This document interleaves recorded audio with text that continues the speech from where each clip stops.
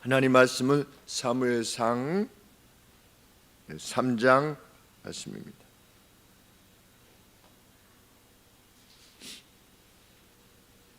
우리 양주사님께서는 그 재직회 명단이 있는 카톡에 모여 주시기를 이렇게 좀 한번 글을 올려주시면 좋겠습니다.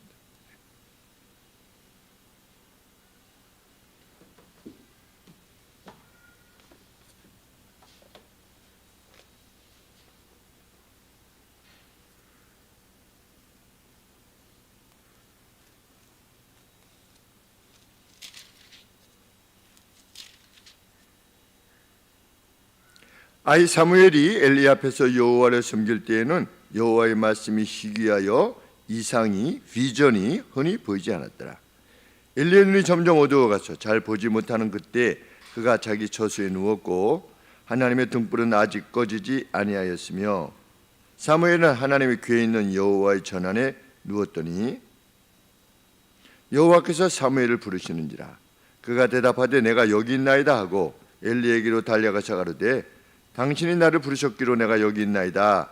가로되 나는 부르지 아니하였으니 다시 누우라. 그가 가서 누웠더니 여호와께서 다시 사무엘을 부르시는지라. 사무엘이 일어나서 엘리에게로 가서 가로되 당신이 나를 부르셨기로 내가 여기 있나이다. 대답하되 내 아들아 내가 부르지 아니하였으니 다시 누우라 하니라. 사무엘이 아직 여호와를 알지 못하고 여호와의 말씀도 아직 그에게 나타나지 아니한 때라. 여호와께서 세 번째 사무엘을 부르시는지라. 그가 일어나서 엘리에게로 가서 가로되 당신이 나를 부르셨기로 내가 여기 있나이다. 엘리가 여호와께서 이 아이를 부르신 줄을 깨닫고 이에 사무엘에게 이르되 가서 누웠다가 그가 너를 부르시거든 네가 말하기를 여호와여 말씀하옵소서 주의 종이 듣겠나이다 하라. 이에 사무엘이 가서 자기 처소에 누우니라. 여호와께서 임하여서서 전과 같이 사무엘아 사무엘아 부르시는지라. 사무엘이 가로되 말씀하옵소서 주의 종이 듣겠나이다. 여호와께서 사무엘에게 이르시되 보라 내가 이스라엘 중에 한 일을 행하리니 그것을 듣는 자마다 두 귀가 울리리라. 내가 엘리의 집에 대하여 말한 것을 처음부터 끝까지 그날에 그에게 다 이루리라. 내가 그 집을 영영토록 심판하겠다고 그에게 이른 것은 그의 아는 죄악을 인함이니 이는 그가 자기 아들들이 저주를 자청하되 금하지 아니하였음이니라. 그러므로 내가 엘리의 집에 대하여 맹세하기를 엘리 집의 죄악은 재물이나 예물로나 영영이 속함을 얻지 못하리라 하였느라. 사무엘이 아침까지 누웠다가 여호와의 집문을 열었으나 그 이상을 엘리에게 알게 하기를 두려워하더니 엘리가 사무엘을 불러 가로되 네 아들 사무엘아 하니 대답하되 내가 여기 있나이다. 가로되 내게 무엇을 말씀하셨느냐. 청하노니 내게 숨기지 말라. 내게 말씀하신 모든 것을 하나라도 숨기면 하나님이 내게 벌을 내리시고 또 내리시기를 원하노라. 사무엘이 세세히 말하고 조금도 숨기지 아니하니 그가 가로되 이는 여호와시니 선하신 소견대로 하실 것이니라 아니라. 사무엘이 자라매 여호와께서 그와 함께 계셔서 그 말로 하나도 땅에 떨어지지 않게 하시니 단에서부터 브엘세바까지의 온 이스라엘이 사무엘은 여호와의 선지자로 세우심을 입은 줄을 알았더라. 여호와께서 실로에서 다시 나타나시되 여호와께서 실로에게 여호와의 말씀으로 사무엘에게 자기를 나타내시니 사무엘의 말이 온 이스라엘에 전파되니라. 아멘. 사무엘이 등장하던 시기는 사사 시대의 마지막 시점이었습니다. 이제 곧 왕정 시대가 열릴 것입니다. 주전 1000년경입니다. 한 1050년경이 되겠죠. 예수님 오시기 전에. 그러니까 엘리는 이스라엘이 각기 제 소견에 옳은 대로 행하던 시기에 제사장들은 어떻게 했는가를 보여주는 대표적 인물이라 이렇게 할 수 있을 것입니다. 1절에 보시면 성경은 아이 사무엘이 엘리 앞에서 여호와를 섬겼다 이렇게 표현하고 있습니다. 보이가 사무엘이 minister to God 그랬습니다. 미니스터였다. 누구에게? 하나님께. 누가 섬겨야 됩니까? 엘리 제사장이 섬겨야 되는데 보이 사무엘이 여호와를 섬겼다 이렇게 표현을 합니다. 그것이 사무엘의 등장입니다. 동시에 여호와로부터의 말씀이 드물었고 또 이상들도 드물었다. 주전 8세기 약 이때로부터 한 300년 뒤에 선지자였던 아모스의 선지자의 표현으로 말하자면 여호와의 말씀의 기근, 말씀이 뭐 어느 시기나 그러했다라고 생각이 들기도 하지만 오늘날의 강단이 그렇지 않나 이런 생각이 듭니다. 정말 어제 우리 유명 기독교 출판사에서 나온 성경 인물 52명의 성경 인물에 관계되어진 교재를 좀 아이들하고 같이, 우리 주일학교 아이들하고 한번 같이 보면서, 설교는 지금까지는 이제 설교한 것을 가지고 분막 공부를 했는데, 설교는 설교대로 하고 분막 공부는 각 이제 챕터별로 해서 인물별로 했으면 어떨까 이렇게 생각이 들어가지고서 이렇게 미리 보기 있죠. 인터넷에 보면 출판사에서 나온 거 미리 이제 맛보기로 보여주는 거 이렇게 보는데, 아담이 여자의 자기 아내의 이름을 짓지 않았었는데 나중에 뭐라고 줬다? 자기 부인의 이름을 뭐라고 줬습니까? 이와라고 이렇게 불렀죠. 이와, 그렇죠? 하와. 그런데 그때까지 이름을 짓지 않았다. 타락하기 전까지는 짓지 않았다고 했는데, 앞쪽에 보면 여자가 남자로부터 나왔기 때문에 뭐라고 불렀더라 이렇게 되어 있습니까? 뭐라고 불렀죠? 여자라고 불렀더라. 좀 말이 이상하지 않습니까? 이 창조된 여성이 남자로부터 나왔기 때문에 여자라고 불렀더라 이렇게 되어 있죠.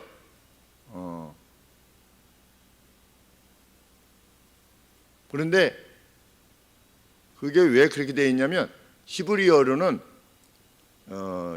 남자가 이씨예요. 이씨. 그런데 이씨를 번역하면 남자고, 여성은 이샤예요. 이샤. 그런데 이씨하고 뭐만 다르냐면 모음만 달라요.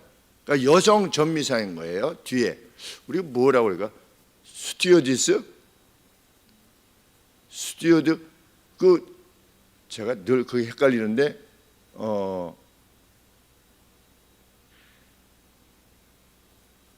여성이 보조하시는 분을 뭐라고 그러죠? 스튜어디스라고 그러나요?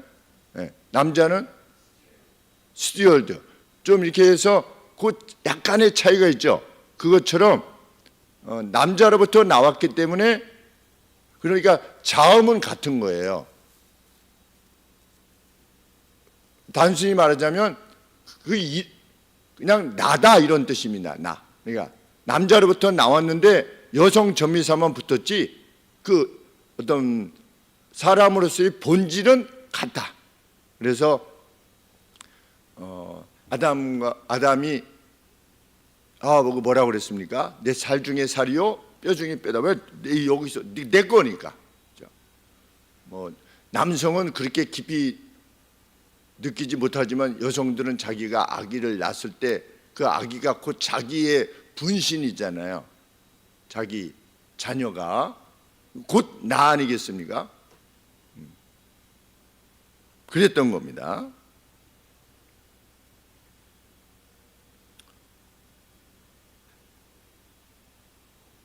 그런데 그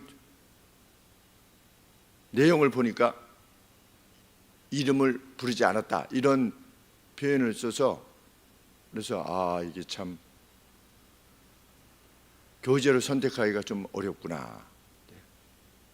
저희 형도 강남에서 아주 유명한 목사님이 지으신 책을 이제 교재로 사용할 수밖에 없었는데, 부목사였으니까. 근데 그때도 이렇게 보면, 형 이거 말씀을 너무 이렇게 어떤 훈련을 위해서 너무 이렇게 좀 틀은 거 아닌가 싶은데 형 어떻게 생각해요? 했더니 나도 그래서 고쳐 쓴다 이렇게 얘기를 했었어요. 그러니까 그 본문이 그것을 뜻하는 바가 그 메인 포인트가 그게 아닌데 자꾸만 다른 데로 본인이 원하는 방향으로 자꾸만 이렇게 만들어 가는 것이죠. 그런 차원에서 보면 말씀이 참 희귀한 때가 되었다. 오늘 천국에 대해서 설교하는 설교가 거의 전멸했죠. 죄에 대해서 설교하는 것도 거의 전멸했고, 사망, 저주, 벌, 십자가의 공로, 대부분 오늘에 관계되어진 내용만 언급을 하지 죄와 사망, 천국, 주의 재림 이것을 설교하는 이 설교가들이 거의 전무한 말씀이 정말 희귀한 때가 됐죠.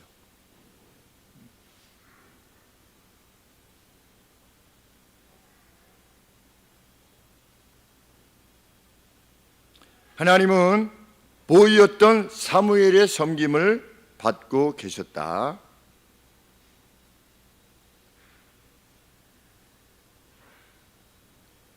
엘리에 대한 설명은 이 사무엘서를 기록한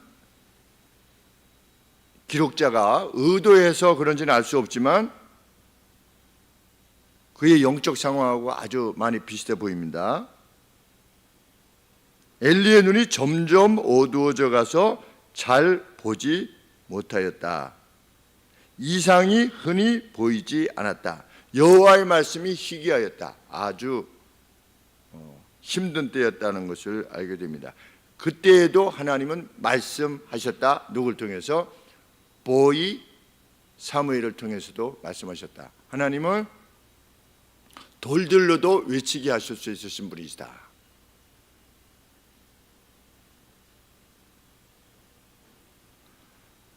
사무엘을 하나님께서 부르셨지요. 그런데 사무엘이 여호와께서 자기를 부르시는 것을 알지 못하였다. 왜?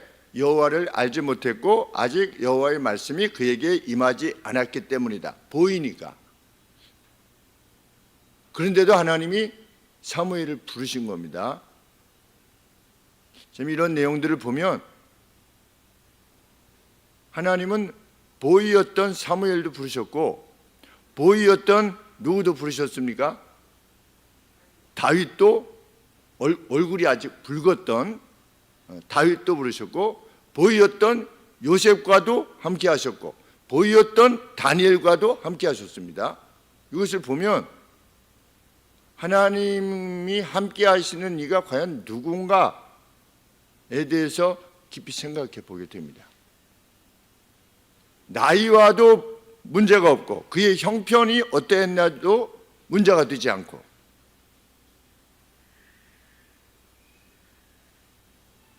하나님은 각 시대마다 하나님을 간절히 구하는 이와 함께 하신다는 것을 알게 됩니다. 그리고 하나님이 부르시는 이가 나의 자녀일 수도 있는 거죠. 내 자녀일 수도 있는 것입니다. 우리 아이는 아직 어리기 때문에가 아니라 지금도 부르실 수 있는 것입니다. 이것에 대해서 우리 자신들이 조금 더 열려있기를 원하고 우리 자녀들이 그 하나님의 부르심을 받을 수 있게 되기 위해서 정말 하나님 앞에 간절히 구하게 되는 거죠. 우리가 안성기 씨가 캐톨릭 교우였죠. 그래서 이제 장례에게 나가는 걸 보니까 알파와 오메가가 있는 거예요.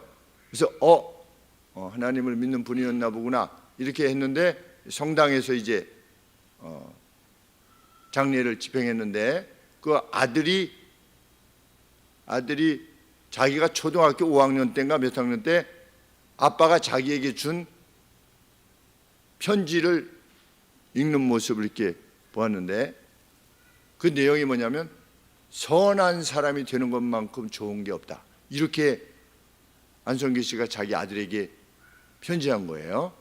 그래서 그 누군가를, 안성기 씨가 누구였다는 것을 알게 하는 대목이라는 생각이 들었고, 하나님 나라에서 다시 만날 수 있게 되기를 원하는 마음이 이렇게 생기더라고요.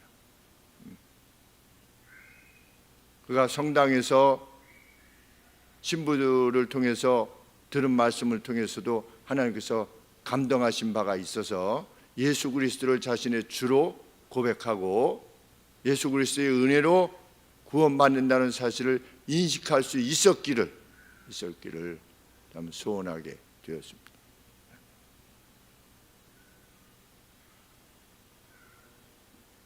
누군가 진짜를 사모하고 그것을 향해 있을 때 하나님께서는 그와 함께 하신다라고 하는 것을 사무엘을 통해서도 보게 됩니다. 엘리가 부른 줄 알고 두 번이나 나아갔을 때 엘리가 세 번째는 어떻게 했습니까? 하나님이 사무엘을 부르신 것을 식별하였더라. 디선했다. 알아챘다는 겁니다. 그러면 엘리는 어떻게 해야 됩니까? 하나님께서 사무엘을 찾으셨다는 말을 들었을 때 어떻게 해야 되는 것입니까? 어떤 감정이어야 되는 것입니까? 두려운 감정이어야만 할 것입니다. 하나님께서 누구를 안 부르시고 자기를 안 부르시고 자기가 제사장인데 자기를 안 부르시고 보이를 부르신 겁니다. 그러면 벌써 인식을 해야죠. 왜? 앞서서 하나님이 저주의 말씀을 선언하시지 않았습니까? 2장에 보시면 2장 34절에 네 아들의 악으로 인해서 홈리와 비나스가 한날에 죽을 것이다. 이렇게 이미 경고한 바가 있습니다. 그 죄악 때문에 그는 무서워해야 됐죠. 하나님이 왜? 자기가 회개하지 않았으니까. 그 바에 대해서. 그런데 엘리에게서 그 어떤 두려움도 인식할 수가 없는 것입니다. 참 자녀들의 죄악에 대해서 그렇게 해서 되겠니? 정도로 했을 때, 그래서 그 악한 짓을 멈추도록 하지 않았을 때 그 엘리의 마음이 참 하나님 앞에 죄악된 마음이었다는 것, 참 우리의 마음에 두렵게 와닿습니다. 엘리는 그렇게 표독한 사람처럼 보이지 않습니다. 여기 보면 인간적으로 그냥 나이스해 보여요. 왜? 사무엘을 부를 때 뭐라고 불렀습니까? 사무엘을 부를 때 내 아들아 이렇게 불렀습니다. 아들 사무엘아 이렇게 불렀습니다. 그러니까 나이스하고 어떤 성품적으로 봤을 때 표독한 인물이 아닌 것 같이 이렇게 보입니다. 그리고 자녀들이 그 악을, 하나님을 멸시하는, 제사를 멸시하는 악을 행했어도 그렇게 하면 되겠니? 라고 정도했습니다. 나이스했어요. 그런데 그것 자체가 뭐다? 하나님 앞에 아는 죄를 범하는 것이었다 라고 하는 것을 하나님께서 지적하셨음에도 불구하고 엘리가 돌아서려고 하지 않았던 겁니다. 바로 그것이 악이라는 겁니다.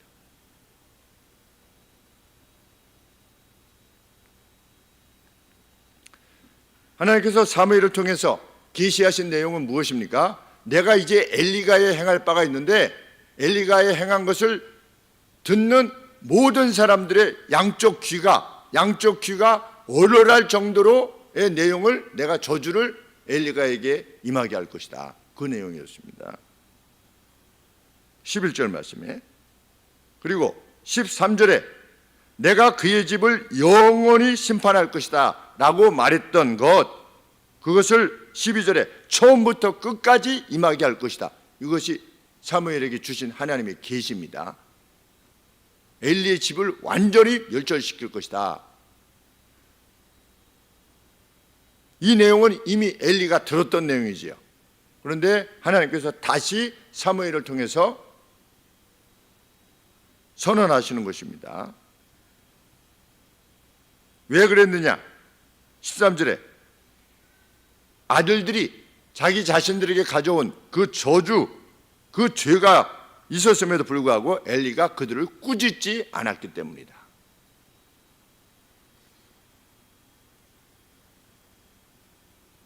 13절에 저주를 자청하되 금하지 아니하였다. 금하지 아니하였다. 그런데 영어 성경에 보면 리뷰크라고 되어 있습니다. 그들을 꾸짖지 않았대요. 그런데 꾸짖지 않았습니까? 엘리가 어떻습니까? 꾸짖었습니까? 꾸짖지 않았습니까? 하나님 말씀에 꾸짖지 않았대요. 리뷰크하지 않았대요. 뭐라고 말했대요? 2장 23절에 보면 너희들이 어찌하여 이런 일을 하느냐? 내가 너희 악행을 이 모든 백성에게서 듣노라. 내 아들아 그리 말라. 내게 들리는 소문이 좋지 아니니라. 너희가 여호와의 백성으로 범각케 하는도다. 사람이 사람에게 범죄하면 하나님이 판결하시리니와 사람이 여호와께 범죄하면 누가 위하여 간구하겠느냐? 이게 말을 했어요. 엘리가 말을 했습니다. 이게 리뷰크 같습니까? 꾸짖는 것 같습니까? 아닙니까? 일견 좀 뭔가 이렇게 아버지가 너희도 그래도 되겠느냐? 이렇게 하는 것 같지 않습니까? 그런데 하나님은 뭐라고 하시냐면 그가 알면서도 아들들을 리뷰크하지 않았대요. 그러면 오늘 우리가 우리의 자녀들에 대해서 어떤 상황이 되어질 때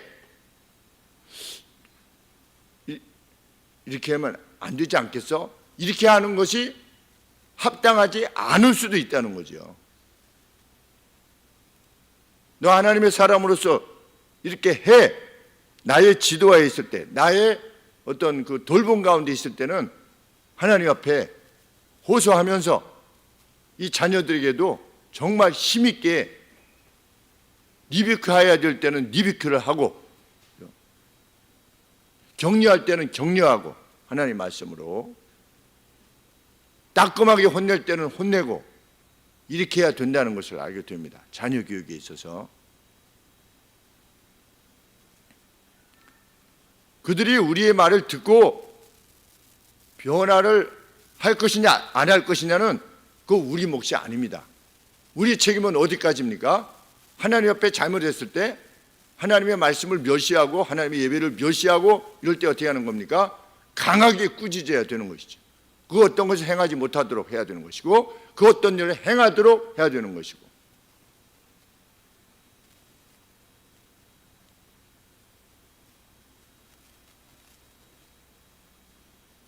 저도 중학교 때부터 주일 저녁 예배를 나왔던 것 같습니다. 중학교 1학년 때부터 뭐 부모님이 나가라 해가지고 나간 건 아니지만 부모님이 저녁 예배를 참석하셨죠.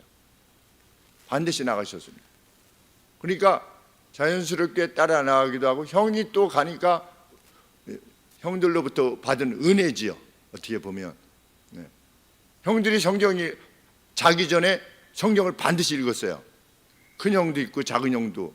그러니까 자기 전에 그 이불 이제 깔아놓고 근데 이불 깔았는데 겨울 보면 겨울에는 우리 예전에 방에서 물이 얼었지 않습니까? 양 집사님까지는 얼었을 것 같아요. 그렇죠? 우리 저 지영 자매님은 얼지 않았어요. 그렇죠? 네. 우리 성은 집사님은 얼었습니까? 물이? 제주도는 안 얼죠, 원래. 네. 네. 우리 때만 해도 이 머리맡에 이제 밤에 혹시 물 먹을까 해서 떠다 놓고 자면은 그게 꽝꽝 얼었어요. 방에서. 근데 우리 집만 그런 게 아니라 우리 그냥 전반적으로 다 그랬었습니다. 그런데 그때 어떻게 한 겁니까? 그 이불 깔아놓고 거기서 얼마나 추워요. 추운데도 성경을 읽었어요. 큰형 있고 작은 형 있고. 저도 그냥 형들을 그냥 따라 읽은 거죠. 그래서 형이 다 읽고 이제 덮으면 저도 덮고 자고 형이 무릎을 꿇고 형들이 기도하면 저도 옆에서 따라서 이렇게 하고 그 은혜를 입은 거죠. 지금 이렇게 돌이켜보면 제가 뭐 특별히 하나님을 사랑해서 말씀을 사모해서 이랬다기보다 그것이 집에서 늘 익숙했던 거죠. 하나님의 말씀을 읽었던 부분들, 기도하는 부분들이 따라가다 보니 복을 받게 된 거죠. 사실상 이 집사님들이나 우리 교회 직분자들 뭐 저를 비롯해서 저도 자녀들에게 저녁 예배 가자라고 한 적이 한 번도 없습니다. 제가 일생 동안. 제 아내에게도 여보는 사모이기 때문에 뭐 예배를 가고 사모이기 때문에 새벽 기도를 가고 이런 거 하지 말라고. 여보의 신앙에 따라서 믿음대로. 그래서 아마 새벽 기도 안 하는 사모님은 우리 아내밖에 없을 거예요. 제가 생각할 때는.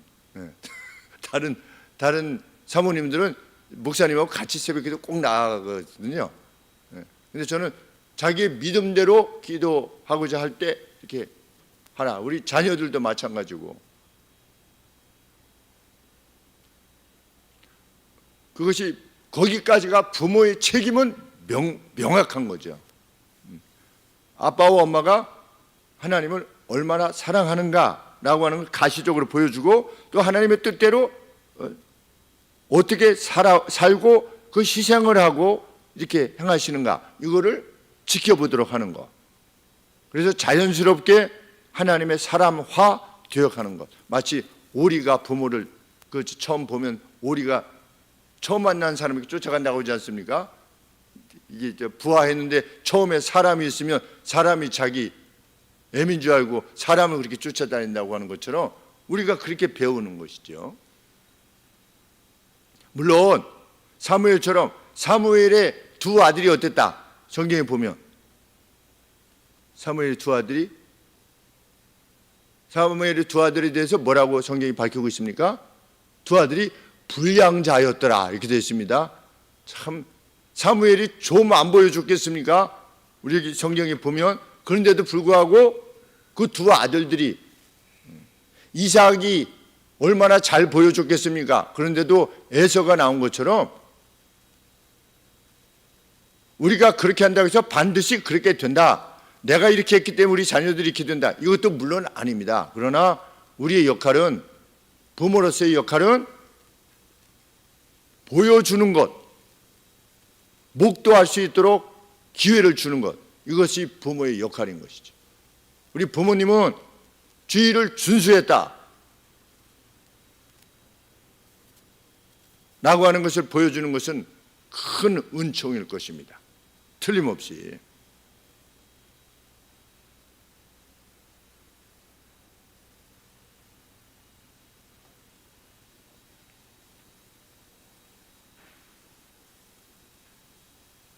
(14절) 말씀에 의하면 하나님께서 엘리 집의 죄악은 제물이나 예물로나 영원히 속함을 얻지 못하리라 하였노라.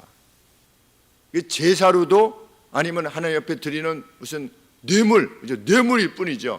하나님의 말씀을 따르지 않으면서도 불구하고 하나님 옆에 무슨 헌금을 했다든지 아니면 어떤 컬트로서의 의식을 행했다든지 예배를 통해서 그것을 어떻게 좀 감쇄시키려고 했다든지 이렇게 하는 것은 그것은 여호와를 멸시하는 것이다. 그래서 영원히 그들의 죄악은 용서받지 못할 것이다 라고 하는 경고를 분명히 하십니다. 예배가 언제 의미 있는 것입니까? 순종하기 위해서 듣고자 합니다. 말씀하여 주옵소서 라고 할 때 예배가 의미 있는 거죠. 하나님의 말씀을 듣는 것이. 지적인 호기심을 만족시키는 것이 아니라, 성경에 대한 지적인 호기심을 만족시키는 것이 아니라 성경에서 말씀하신 바를 따르겠사오니 저에게 말씀하여 주옵소서 라고 하는 심정으로 하나님의 말씀을 들을 때 그때 예배가 의미 있는 것이죠. 뭔가 예배를 드리지 않으면 뭐 컬컬하고 좀 뭔가 이렇게 일이 손에 안 잡히고 이런 것이 아니라 말씀하여 주옵소서.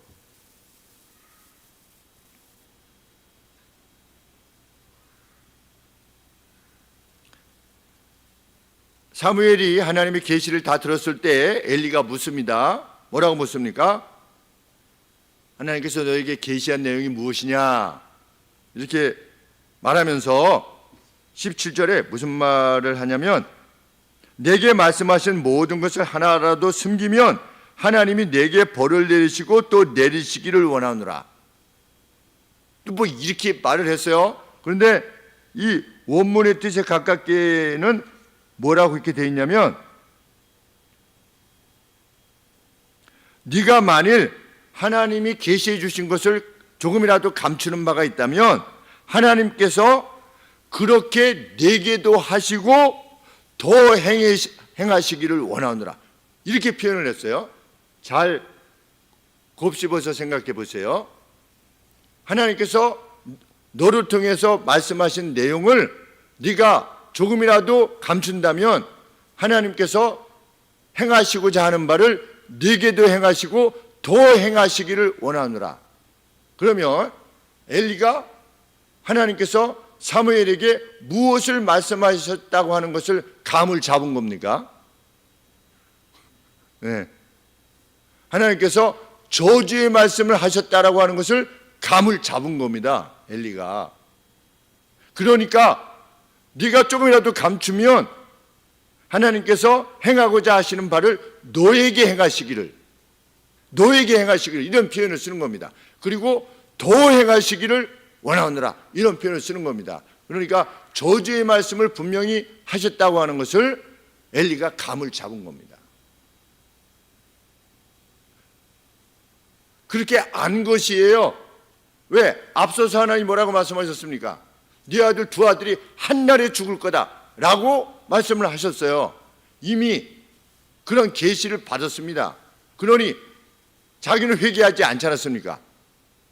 그런데 하나님의 계시가 이제는 사무엘에게 임했을 때 그 계시의 내용이 저주라고 하는 것을 인식한 것이죠. 그래서 남김없이 나한테 말해라. 이렇게 지금 말하는 것입니다. 그랬더니 주저했던 사무엘이 답하는 것이죠. 모든 것을 전달합니다. 그러자 엘리의 답변이 무엇입니까?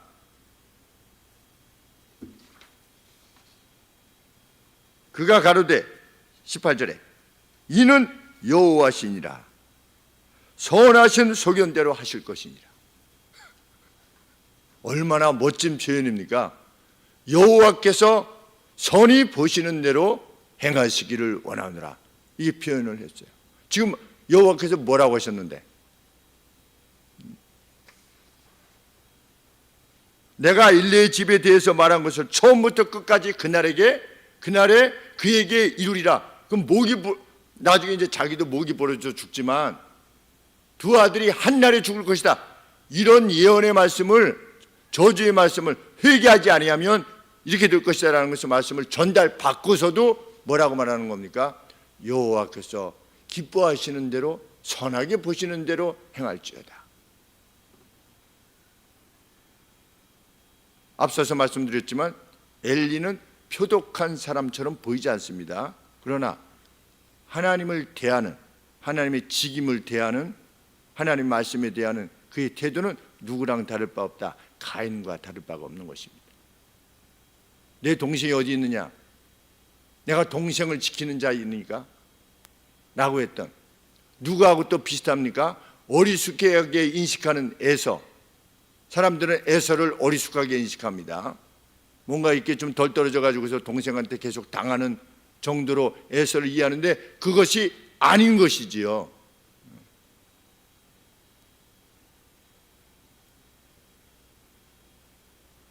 가장 빛나는 문장으로 회개를 거부한 것입니다.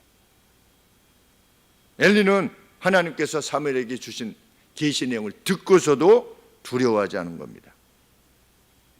성경은 그 뒤에 뭐라고 말합니까? 19절에 사무엘이 구류했다. 성장했다. 사무엘이 구류했다. 엘리는 언제 죽었습니까?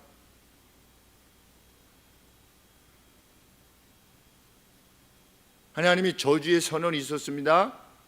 그 다음에 사무엘이 어떻게 했다? 사무엘이 성장했다. 그럼 이건 뭘 말하는 겁니까? 이 하나님의 선언과 엘리가의 멸절 사이에 긴 시간이 있었다는 겁니다. 사무엘이 성장하리만큼의 긴 시간을 하나님께서 지켜보시는 거죠. 선언을 하시고 나서 마치 아비의 죄악을 3, 4대까지 지켜보시느니라 라고 하시는 하나님의 자비의 마음과 같이 하나님은 엘리가를 지켜보시는 겁니다. 사무엘이 성장할 때까지 그 긴 시간을 주시는 거죠.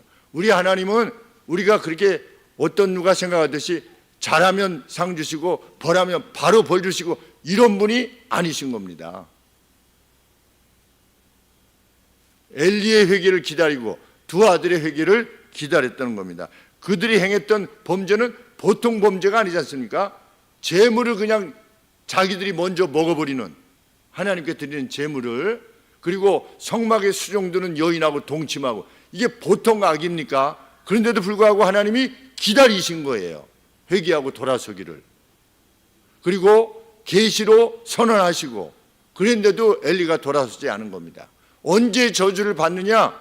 알고서도 죄악을 계속하고자 할 때 저주를 받는 것이죠. 그러면 알고서고 알지 못하고가 어떻게, 오늘 우리는 어떻게 인식을 합니까? 하나님의 계시 말씀을 어떻게 듣습니까? 말씀의 강단을 통해서 듣게 됩니다. 그래서 강단에서는 하나님 말씀이 바로 선포되어야 되는 것이죠. 그리고 성경 말씀을 읽으면서 주시는 성령의 감동으로 되어지는 겁니다. 그래서 우리는 성경을, 말씀을 읽기를 그토록 사모하는 것입니다. 읽지 않고서는, 하나님 말씀을 듣지 않고서는, 하나님 말씀을 접하지 않고서는 하나님의 계시를 받을 수가 없으니까, 성경이 있어도 하나님의 말씀을 듣지 않고 하나님의 말씀을 읽지 않으면 이상이 희미한 때나 마찬가지입니다. 아주 드문 때와 마찬가지죠.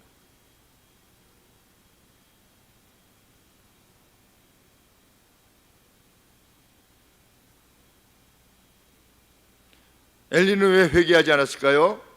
회개하지 않아도 제사장 직은 계속할 수 있었으니까. 오늘 악을 행하는 사람들이 그렇지 않습니까? 내가 악을 행해도 조금 더 해봤는데 아무런 변화가 없어요. 세상도 마찬가지지요. 내가 이렇게 악한 짓을 조금 해봤어요. 근데 뭐 괜찮아. 그럼 좀 더 해봐요. 그래도 계속해. 누구도 덤빌 수가 없어. 그럼 어떻게 합니까? 계속 나가죠. 그런데 그때가 무슨 때다? 파멸이 임하는 때다.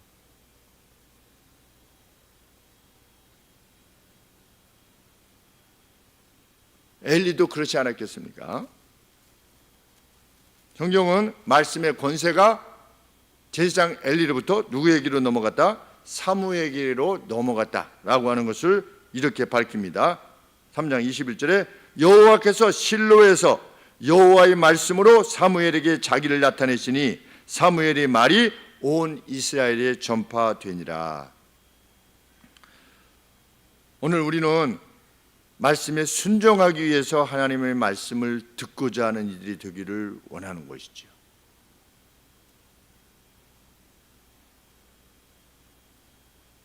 듣기를 원했으나 순종하기를 원해서가 아니었던 이가 엘리였던 것이죠. 순종하기 위해서 사무엘에게 말해라고 한 것이 아니죠. 도대체 뭐라고 했는가는 내가 좀 알고 싶다 정도죠. 엘리가 이 멸절이 있었다는 것, 분명한 성경의 경고입니다. 하나님을 가까이 하지 않는 그 누구도 그 위기 가운데 실상은 있다는 것, 그것이 성경의 가르침이지요. 우리가 울며 호소하며 금식하며 기도해야 되는 내용이 그 내용인 줄 압니다. 특별히 우리의 자녀들이 하나님 안에 있기를 소원하여서 정말 호소하는, 하나님 앞에 호소하는, 그것이 우리 몫의 부모로서의, 또 앞선 세대로서의 책임인 줄 압니다. 저 역시 우리 주일학교 학생들을 위해서 날마다 기도하며 또 함께하지 못한 자녀들을 위해서 계속해서 기도해 오고 있는 바. 자, 오늘은 이제 2026년 시작하는데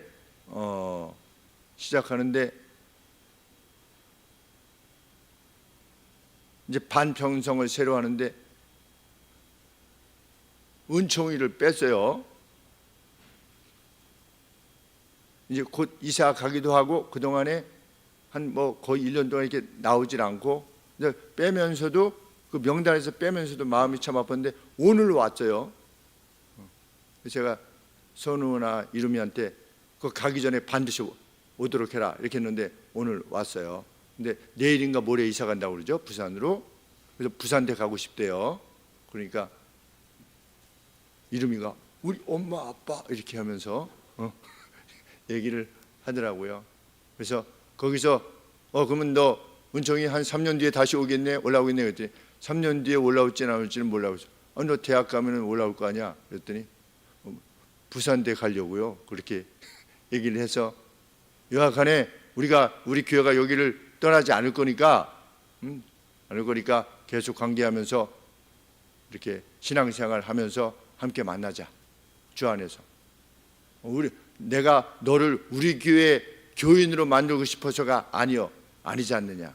너가 하나님의 사람으로 돼서 어디로 가든지 하나님의 사람이 될 때 정말 그 은택을 누리게 될 것인데 부산에 가서도 그렇게 해라. 웃으면서 너 이름을 은총이로 지었다라고 하는 것은 얼마나 놀라운 일이냐, 은총이로. 그랬더니 네 하고 웃으면서 이렇게 헤어졌는데 위에서 앞으로도 또 계속 기도하게 될 것 같습니다. 우리가 듣기 위해서 하나님께서 이렇게 계속해서 말씀하실 때 조금 더 가까이 가는 과정, 또 그렇게 할 때 하나님께서 더욱 크신 은총을 우리 가운데 드러내 보이실 줄 믿습니다. 기도하겠습니다. 하나님 아버지, 하나님께서는 믿음의 사람들의 삶의 내용을 통하여 우리를 격려하실 뿐만 아니라 악을 행했던 이들 하나님께서 3, 4대까지 지켜보시리만큼 긴 세월을 지켜보셔도 참 변하지 않는 이들에게 내리신 그 저주를 통해서도 우리를 경고하시는 줄 압니다. 하나님, 저희의 가게들이 다 하나님의 크신 은총 가운데 거하기를 원하시는 하나님의 마음을 저희들이 받아들여서 온 힘 다하여 성령 하나님께서 특별히 우리의 자녀들의 마음을 감동해 주셔서 하나님 안에 뜨겁게 있게 되어지기를 간절히 소원합니다. 저희들의 힘만으로 되지 않지만 저희로서는 힘을 다하여 성도로서의 삶을, 그 결단을 하나님 목도할 수 있도록 행하게 하여 주시기를 간절히 원합니다. 그래서 신만이 행하실 수 있으신 그 평안과 안녕과 번영,